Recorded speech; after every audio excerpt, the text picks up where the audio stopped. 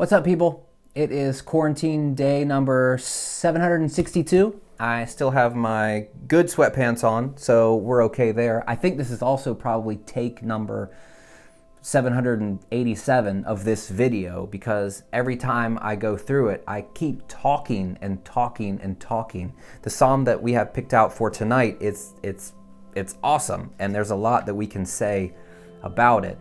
We're going to be looking at Psalm 46. And while some people might think that this is a popular psalm, I saw one commentator today saying that this is like a really well-known psalm. I don't know if that's necessarily the case. I do think that we know some of the things that has been inspired by the psalm. One would be,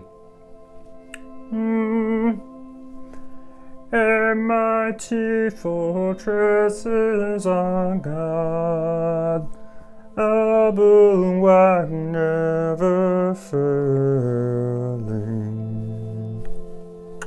Martin Luther's sort of sketchy militaristic hymn that makes some people uncomfortable thinking about God as a warrior in this sort of way. There's also a line at the very end of the psalm that has become iconic in its inclusion in things like coffee mugs and posters. And on that one sweatshirt that your grandmother has, it's white and it has a bald eagle like soaring over the Grand Canyon with a sunset in the background. And then this verse at the bottom, that's the sort of thing that this line has inspired. And I think that's probably the reason why some commentators would say this is a well-known psalm, because it has the line, "Be still and know that I am God," in it. Now, here's the problem, and this is why I've been so wordy in my previous attempts at this video. When you look at the entire psalm, that line doesn't really mean what we think it means. Just to jump ahead, Walter Brueggemann and Bill Bellinger say that the call to be still and know that I'm God, it's not a call to a quiet spirituality and pietism. It's not about quieting our minds and going to our prayer closet and trusting in the midst of adversity. That's not what it's about. Rather, it's to see that God has destroyed war and trust in military solutions. And when we understand what this psalm is doing, we can see how that becomes more clear. Now, that doesn't mean that the takeaway of that spirituality and pietism, that it's not true. It just means that it's probably not coming from this psalm in that way. So let's try to run through this psalm quickly with pace. That one's going to be on me. So we're going to leave a lot of stuff off to the side, but I want us to get the main bullet points. Psalm 46 is a poem that is broken up into 3 different sections. At the end of each section, we get this word Selah. Interpreters do different things with that word. People, because of the Psalms, would think that it might be some sort of a musical notation. I read something that I thought was absolutely crazy. Because this term appears at random points throughout the Psalms, in our text, it very clearly breaks apart units that make sense on their own. But at other points in the Psalms, this word can appear in the middle of a line or in the middle of a sentence. It's just in really random places. So one scholar proposed, perhaps a bit tongue-in-cheek, that this word is used or placed in its position when David breaks a string on his instrument. Now, I think that's kind of ridiculous, but at least proves the point that this happens all over the place at different times. In our psalm, it's breaking up the different units. So there's 3 of them, and in each of these units, there's a couple of points that are attempting to be made here. One, God is present with God's people. In this psalm, because of its setting, God's presence is localized in Jerusalem, on God's holy hill, on Zion. These are like Jerusalem type terms, and God is present with God's people there. God is also a refuge and a source of strength and a help in times of trouble or in the midst of straits as Robert Alter would say. God is present with God's people, and God is a refuge for God's people. So I'm going to try to hit the highlights of each of these three sections. In the first section, God proves himself to be a refuge for the people by warding off the enemies, I guess you could say, of chaos. In the ancient world, this was a really popular theme in the myths of the day. It says, God is a shelter and strength for us, a help in straits, readily found. God is available, God is present, God is with God's people. Therefore, we fear not when the earth breaks apart, when mountains collapse in the heart of the sea. This is exploring an ancient understanding of the world, which for most of the Old Testament and even into the New Testament, it was understood to be a three-tiered universe. There's the land or the earth. There's a dome structure that separates us from what's above. So we have the land and we have the heavens above, and then we have a dome structure where water is kept at bay.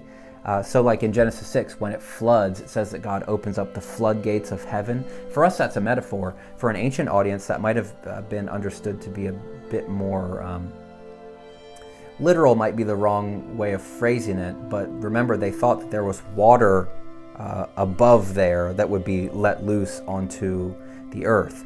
And under the earth, we have the underworld. Now, all of this is held up by pillars or by mountains that were holding up this entire structure. So here where it says, we're not fearing when the earth breaks apart or when mountains collapse in the heart of the sea, this is looking back to these mythic understandings of how the world is structured. The chaos that is threatening to break in, even when that's happening, we trust in God as a refuge. When the waters of the sea, when its waters are roaring and roiling, Robert Alter's translation does a nice job of bringing this out, because in the Hebrew, just for fun, the way that this is translated is roaring and roiling. It's showing the assonance of the Hebrew text, which says Yehemu, Yechmeru, Memav. There's a lot of Y sounds, a lot of H sounds, a lot of M sounds. And then after all of this, Selah, we hit our breaking point. So God is taking care of chaos. Now it switches in a couple of different ways. We move from the raging and the roiling waters to now a stream and its rivulets that are gladdening God's town, Jerusalem. There is no river in Jerusalem. So some people have thought maybe this is playing into a dominant understanding of the world as well. Remember, back in Eden, there's streams coming out from Eden to water the world, or in the new heavens and the new earth in Revelation, there's a stream that's coming out of the throne room of the kingdom, I guess you could say. Here, there's this stream that's coming out of God's holy city. This is the holy dwelling of Elyon. This is a word that's borrowed from the Canaanites that means God Most High. God is in the midst of it. This is important because God is present in the city, and this is the source of the people's refuge and strength, God's very presence with his people. God is in the midst of it. It will not collapse. God helps it as morning breaks. Nations roar and kingdoms collapse. Now this is this point. We've moved from chaos as the threat to now nations as the threat, and all of the wars that are coming around with the nations. God sends forth his voice, which oftentimes in the Psalms is thunder. It could be like storms of some sort. God sends forth his voice and the earth melts. And then in verse 8, we get this refrain that actually ends the entire poem, where it says, the Lord of armies, or Yahweh armies. This is a militaristic term for God being a warrior. Now, for 21st century American readers, that's problematic because we don't want God to be involved in war. But for an ancient audience, this made great sense. This is what the divines do. So we shouldn't take our 21st century sensibilities and force them back on to the Old Testament. That doesn't make sense. We need to understand who the people were and what they were attempting to address. And for them, their God was a God who was able to wage war. In the third section of the psalm, we'll see why those wars were waged. At the end of that refrain, we get the second Selah. And then we go into the third section where it says, "Go, behold the acts of the Lord, who made desolations on earth." God was involved in these wars and these battles, and he caused wars to cease to the end of the earth. In other words, he ended all violence. Ironically, through violence, which again, for our 21st century American sensibilities, that's problematic. But for an ancient audience, that made good sense. God is making wars cease. Wrong word here, but globally. Like it wasn't a thing, to the ends of the earth. The bow he has broken, he splintered the spear, and chariots he's burned in fire. Now we get to your grandmother's favorite verse on the sweatshirt. "Be still and know that I'm God." It's interesting because this is the only couple of lines in the psalm when God is actually speaking. And the referent appears to be the nations that God is at war against. And what God is saying is not "be still and know that I'm God," not "go and meditate somewhere, or clear your mind and think about bald eagles soaring over the Grand Canyon." That's not what is being said. It's let go, potentially, of the implements of war. Robert Alter says this might be indicative of a warrior unclenching his fist and ceasing from an armed struggle. He translates the line, "Let go and know that I'm God." Or, as my doctoral supervisor translates it, "Stop and acknowledge that I'm God." God is addressing the enemies and saying, this isn't the way. Stop what you're doing and understand that you have no chance, that I am the victor here. Let go and know that I'm God. It continues, "I loom among nations, I loom upon earth." And then we get that refrain again, "The Lord of armies is with us, a fortress for us is Jacob's God." Now, this is an ancient poem, and there's a danger in us immediately placing ourselves in the role of Israel as though God is fighting our battles in a militaristic, political sort of way.